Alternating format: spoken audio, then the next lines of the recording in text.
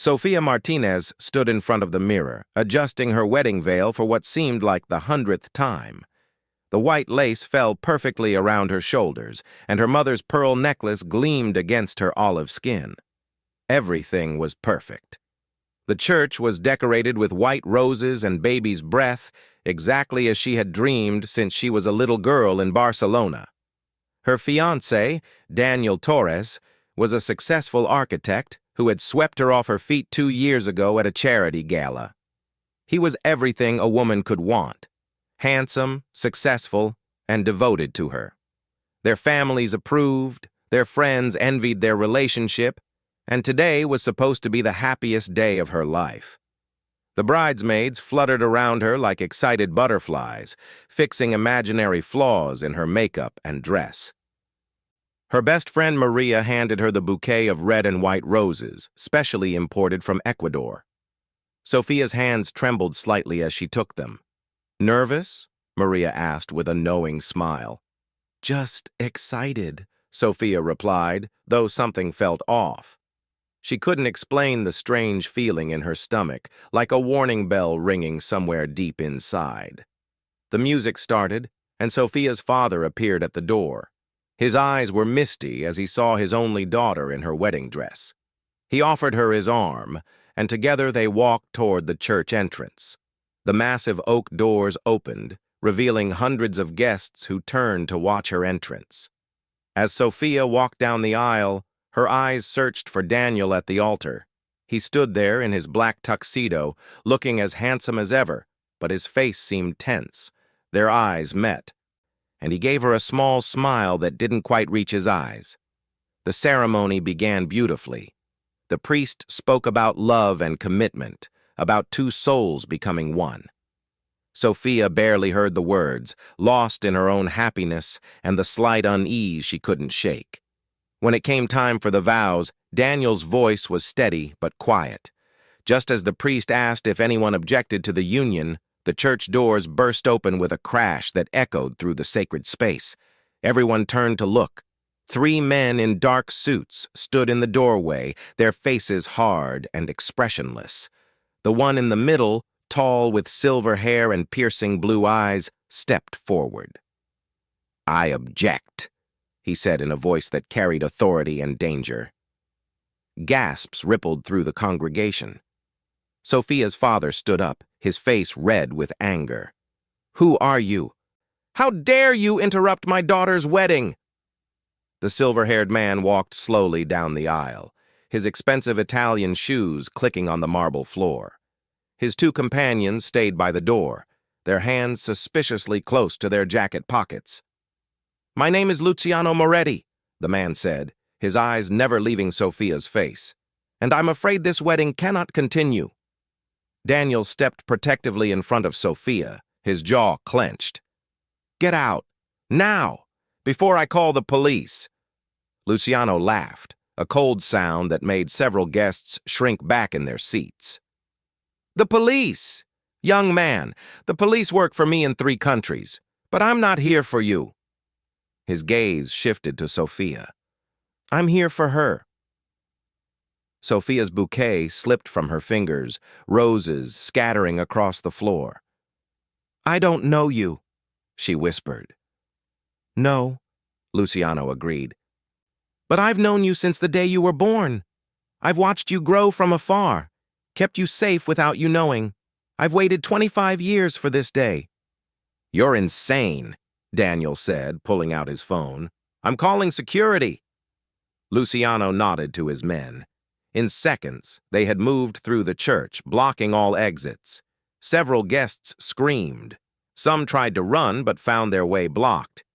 "Please," Luciano said, holding up a hand. "I don't want anyone to get hurt. I simply need to speak with Sofia alone." "Never," Sofia's father shouted. "Sofia, come here. We're leaving." But when Sofia tried to move, her legs felt like lead. Something about this man, something in his eyes, held her in place. There was a familiarity she couldn't explain, like a song she'd heard in a dream. "Show her," Luciano said to one of his men, who produced a leather folder. "Show her the photographs."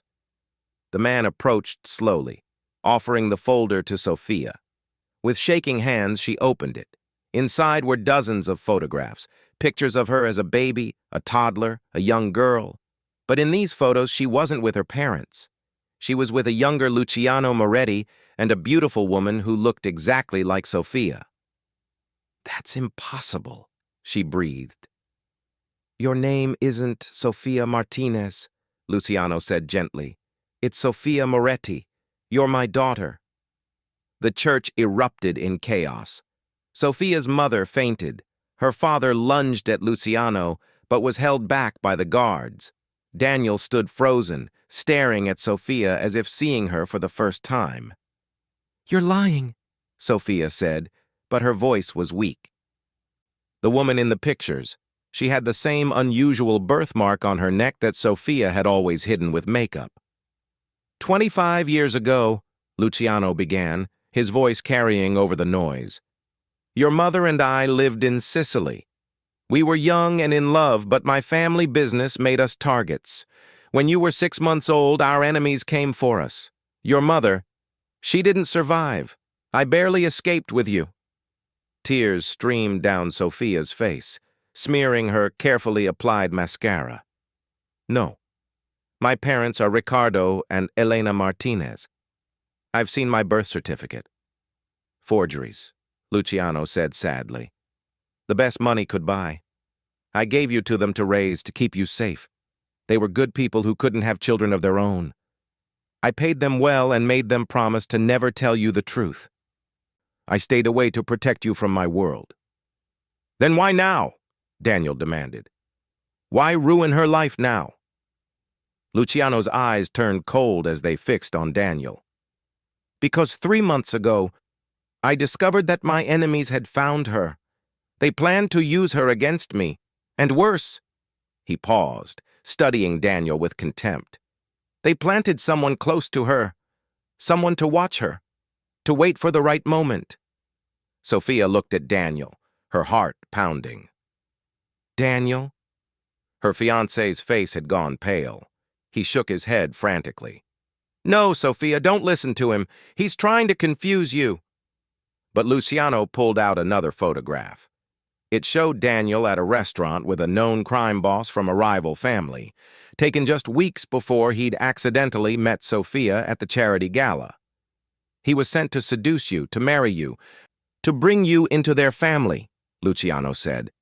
"Then they would have used you as leverage against me, or worse." The truth hit Sophia like a physical blow.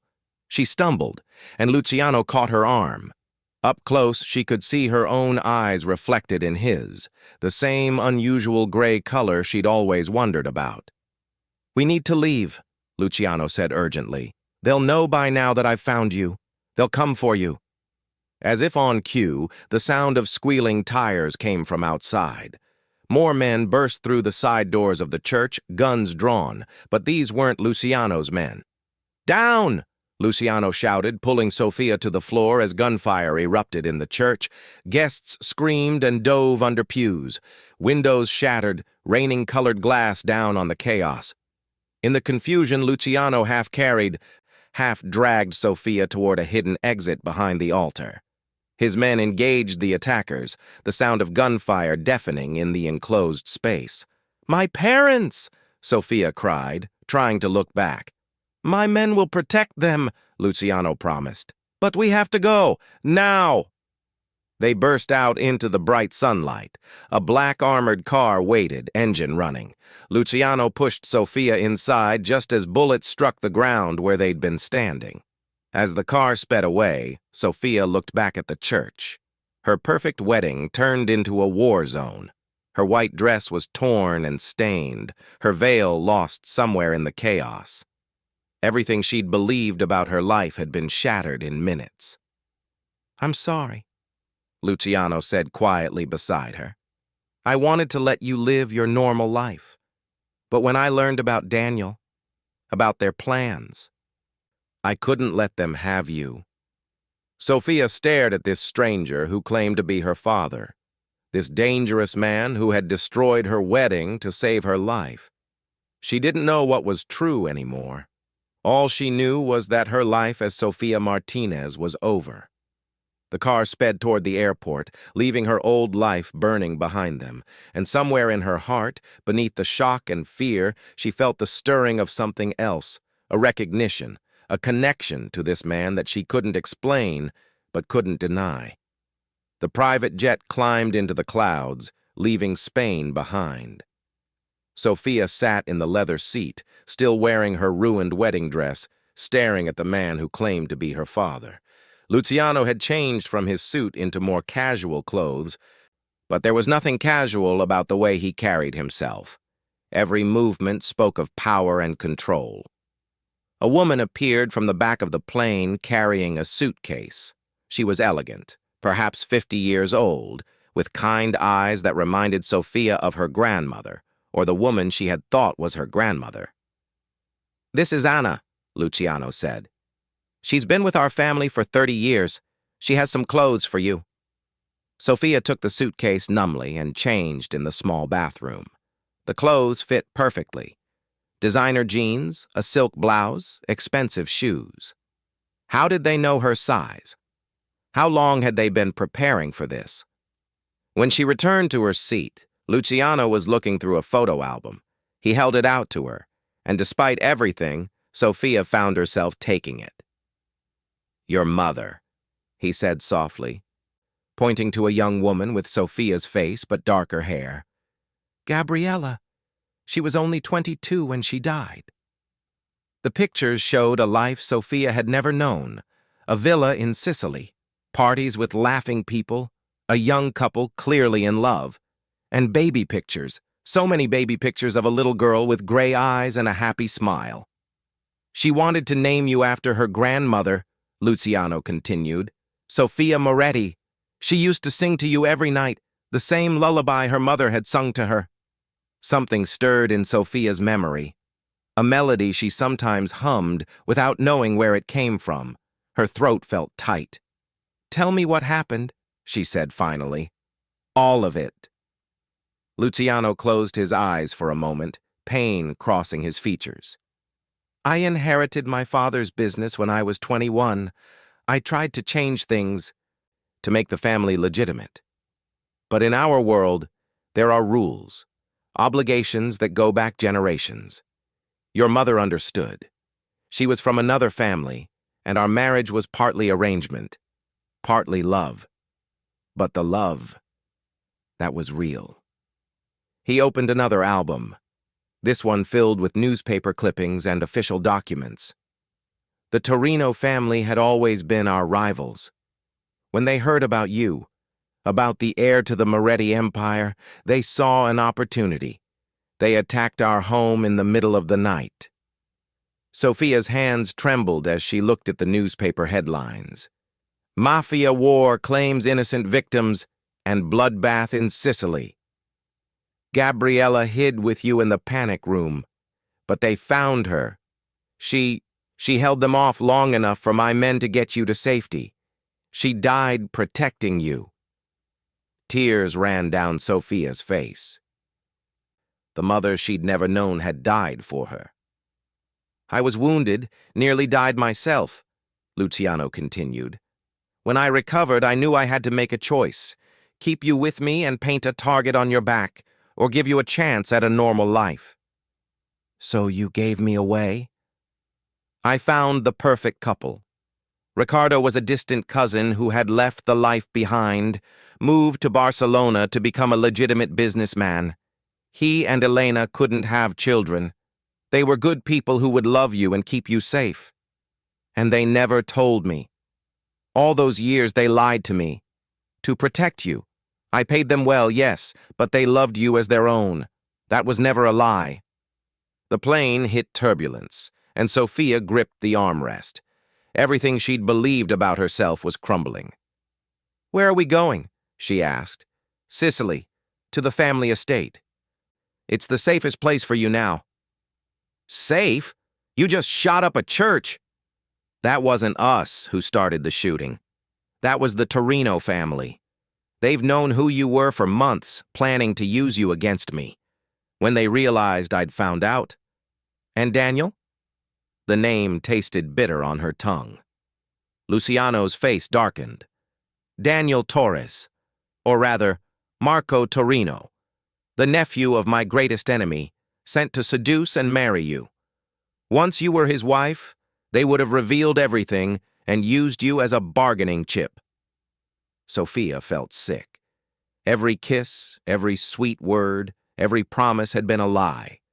She'd shared her dreams with him, her fears, her whole heart, and he'd been reporting it all back to people who wanted to use her. "How long have you been watching me?" she asked. "Always," Luciano admitted. "I had people in place, the owner of your favorite cafe, the security guard at your office building, the nurse at your doctor's office. They reported to me, kept you safe without you knowing." The violation of privacy should have angered her, but instead Sophia felt a strange comfort. All those times she'd felt watched over, protected. It hadn't been her imagination. "What happens now?" she asked. "Now you learn who you really are. You meet your real family, aunts, uncles, cousins who have mourned your absence for 25 years. You learn about the empire you were born to inherit." "I don't want an empire. I want my life back." "That life was built on lies, Sophia. And now that the Torinos know we've found you, that life is over, they won't stop coming for you." Anna returned with food, but Sophia couldn't eat. Her mind raced with questions, with anger, with a grief she didn't fully understand. "My parents, the people who raised me, are they safe?" "They're under protection. We moved them to a secure location. You can speak with them once we reach Sicily." The plane began its descent as the sun set over the Mediterranean. Through the window, Sophia could see an island rising from the blue waters. Sicily, the home she'd never known. A convoy of black cars waited on the private airstrip. Armed men surrounded them as they transferred from plane to car, their eyes constantly scanning for threats. The drive took them through winding mountain roads, past ancient villages and olive groves. Finally, they arrived at a massive gate guarded by men with rifles. Beyond it, a villa sprawled across the hillside, beautiful and fortress-like at the same time. "Welcome home," Luciano said softly. The house was magnificent. Marble floors, priceless art, windows overlooking the sea. But Sophia barely noticed. In the main hall, a crowd of people waited. They fell silent as she entered. An elderly woman stepped forward, tears streaming down her face. "Sophia? Mia Nipotina? My granddaughter?" Before Sophia could respond, the woman had pulled her into an embrace that smelled of lavender and home. Others pressed forward, cousins, aunts, uncles, all touching her face, her hands, as if to make sure she was real. "She looks just like Gabriella," someone whispered. "The same eyes as Luciano," said another. Sophia was overwhelmed. These strangers who looked at her with such love, who wept at her return. They were her blood, her real family. The life she'd known in Barcelona seemed like a distant dream. Later, after a dinner she couldn't eat and conversations in Italian she half understood, Luciano showed her to a room. It was beautiful, with a balcony overlooking the sea, but Sophia noticed the bulletproof glass, the reinforced door. "This was prepared for you when you were born," Luciano said. "Your mother decorated it herself. We always hoped you would come home one day." On the dresser sat a silver frame with a picture of baby Sophia with both her parents. They looked so young, so happy, unaware of the tragedy that would tear them apart. "I know this is overwhelming," Luciano said, "but you're safe here. Tomorrow we'll talk about the future, about the family business, about what it means to be a Moretti." After he left, Sophia stood on the balcony, looking out at the moonlit sea. Somewhere across those waters was Barcelona, was Daniel, Marco, was the life she'd thought was hers. Her phone had been taken on the plane, for security, Anna had said. cutting her off from everyone she'd known. A soft knock came at the door. Anna entered with a cup of tea and a gentle smile. "Your mother's favorite," she said. "Chamomile with honey. She drank it every night when she was pregnant with you." "You knew her well?" "I practically raised her. She was like my own daughter. And when you were born—" Anna's eyes misted. "You were our little princess. The whole household adored you. When we lost you both that night, part of us died too. Tell me about her. Really tell me." Anna sat beside her, and for hours she talked. About Gabriella's laugh, her temper, her kindness. About how she'd stood up to the old men who thought a woman shouldn't have opinions. About how she'd loved Luciano despite his darkness. And how she'd loved Sofia more than life itself. By the time Anna left, Sofia's tea was cold, but her heart was full of a mother she'd never known, but somehow missed desperately. She didn't sleep that night. Instead, she stood on the balcony, watching the stars and trying to reconcile the two versions of herself. Sofia Martinez, the architect's assistant from Barcelona who'd been about to marry the man of her dreams, and Sofia Moretti, the Mafia princess who'd been hidden away for her own protection. As dawn broke over Sicily, she heard cars approaching. Many cars. Luciano appeared at her door, his face grim. "They've found us," he said. "The Torinos. They're demanding we hand you over.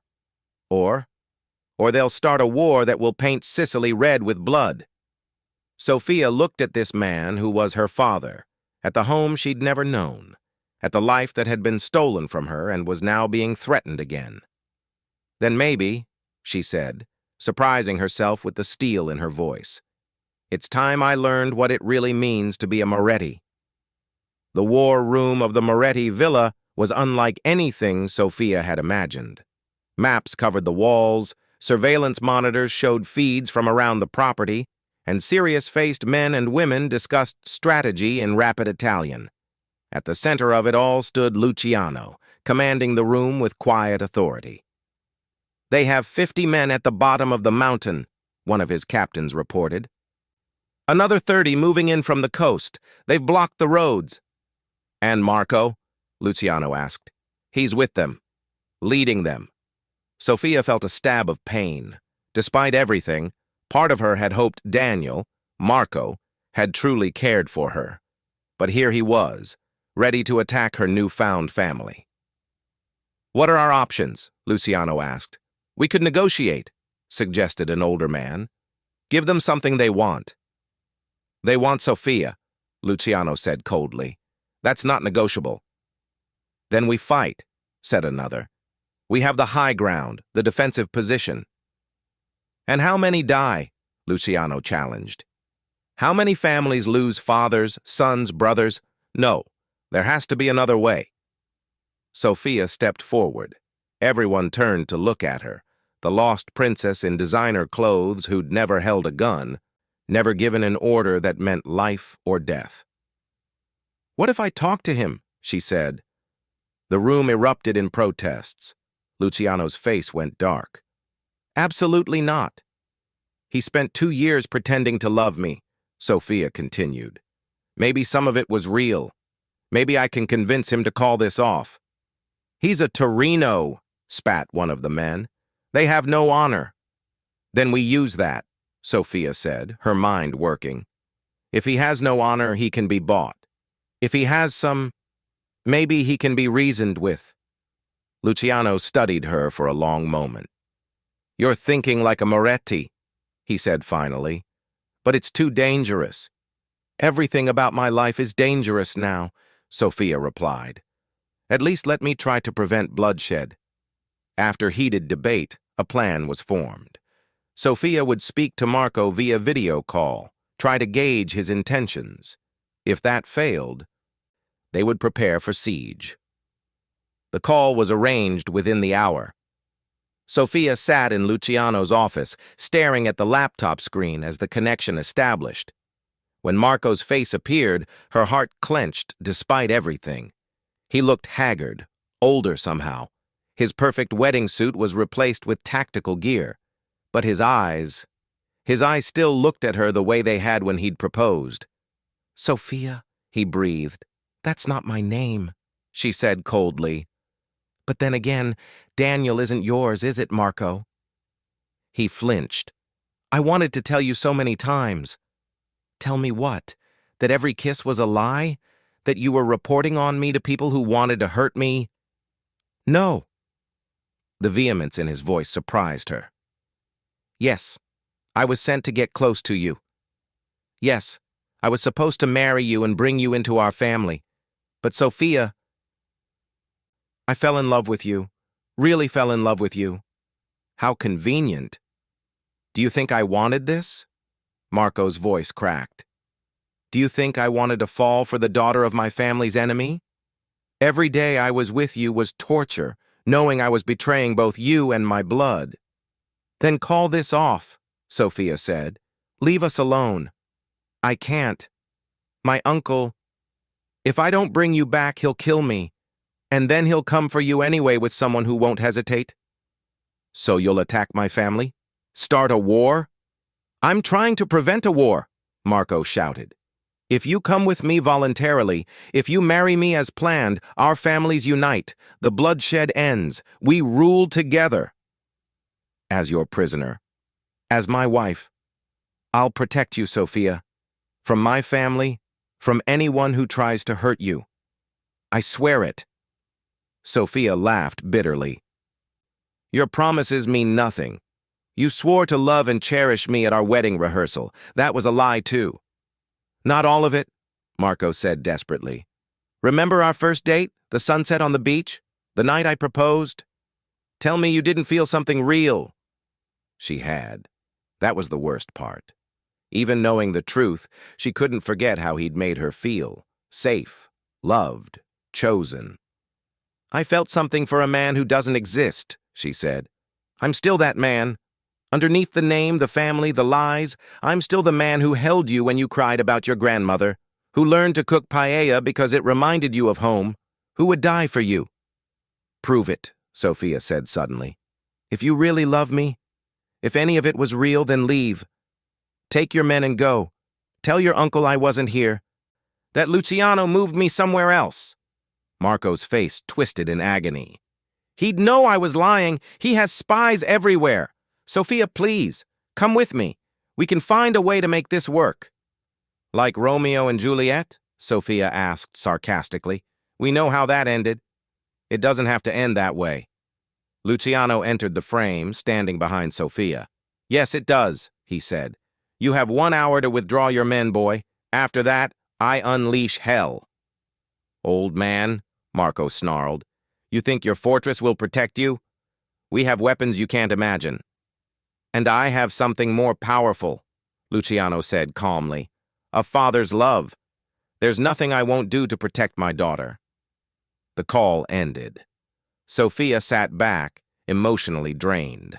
Part of her, the part that was still Sophia Martinez, wanted to believe Marco. Wanted the fairy tale where love conquered all. But Sophia Moretti knew better.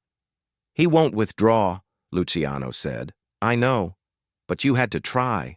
Your mother would have done the same." He squeezed her shoulder. "Now we prepare for war." The next hours were a blur of preparation. Sophia was given a bulletproof vest, taught basic gun safety, shown to a reinforced safe room. She watched her newfound family transform from loving relatives to hardened soldiers. As night fell, the first shots rang out. The Torinos were testing the defenses, probing for weaknesses. Sophia huddled with Anna and some of the other women in the safe room, listening to the gunfire echo through the hills. "This is my fault," she whispered. "No, child," Anna said firmly. "This conflict is older than you. You're just the excuse they're using now." Hours passed. The shooting intensified, then died down, then started again. Reports filtered in. The Torinos had breached the outer wall but were pinned down. Moretti men had flanked their position, casualties on both sides. Then suddenly, silence. Luciano's voice came over the intercom. Sophia, you need to come to the courtyard. Now. Against Anna's protests, Sophia made her way through the villa. In the central courtyard, lit by floodlights, a scene from a nightmare awaited. Marco stood in the center, alone, his hands raised. Around him, dozens of guns were pointed. His clothes were torn and bloodied, but he was alive. He came alone, Luciano said. Claims he wants to make a deal. Marco's eyes found Sophia. I called them off, he said. Told them you'd escaped, that the mission was a failure. They're withdrawing. Why? Sophia asked. Because you were right. I had to choose between my family's vendetta and the woman I love. I chose you. Your uncle will kill you for this betrayal, Luciano observed. Probably, Marco agreed. Unless what? Marco dropped to his knees in front of Sophia. Unless I have the protection of the Moretti family. Sophia, I know I don't deserve it, but I'm begging you. Let me prove that my love is real. Let me spend my life making up for the lies. The courtyard held its breath. Sophia looked at this man who'd been her enemy, her lover, her betrayer. She thought of the life she'd lost, the parents who'd raised her with love even in deception, the mother who'd died for her. You want my protection? She asked. I want your forgiveness. Everything else, we can figure out. Sophia turned to Luciano. What does Moretti Justice say about this? Her father's eyes glinted with something like pride. Moretti Justice says that family is everything, that loyalty earned is more valuable than loyalty born, that love... He glanced at Marco with distaste. Real love can redeem even the gravest sins. But can we trust him? Trust is earned, but everyone deserves a chance to earn it. Sophia made her decision. Marco Torino is dead, she announced. The man who betrayed me, who led enemies to our door. That man died tonight. She looked down at the kneeling figure. But if there's someone else in there, someone who wants to prove himself worthy of the Moretti name, that man can rise. Marco looked up, tears streaming down his face. I'll spend every day proving myself to you. To all of you. Get up, Sophia said. Moretti men don't kneel. As Marco stood, Luciano stepped forward. You'll be watched. One betrayal, one false move, and you'll wish the Torinos had killed you. But if you're sincere, then welcome to the family. The guns lowered. The tension broke. And in that moment, Sophia truly became who she was meant to be. Not the innocent girl from Barcelona, not the victim of circumstances, but Sophia Moretti, who could command loyalty, dispense justice, and maybe, just maybe, forge peace from war. The weeks that followed were a whirlwind. True to his word, Marco provided intelligence that helped the Morettis neutralize Torino operations. His uncle put a price on his head, but under Luciano's protection, he survived. Sophia divided her time between learning the family business, the legitimate holdings and the less legitimate ones, and rebuilding her relationship with Marco. It was different now, built on truth instead of lies, painful but real. She spoke with the parents who raised her, tearful conversations full of apologies and understanding. They would always be her parents, she assured them, just as Luciano was her father. Family, she was learning, was complicated but expansive. On a warm evening 3 months after her interrupted wedding, Sophia stood on the same balcony where she'd first contemplated her new life. Marco joined her, maintaining a respectful distance. Any regrets? He asked. Every day, she admitted. But also, none.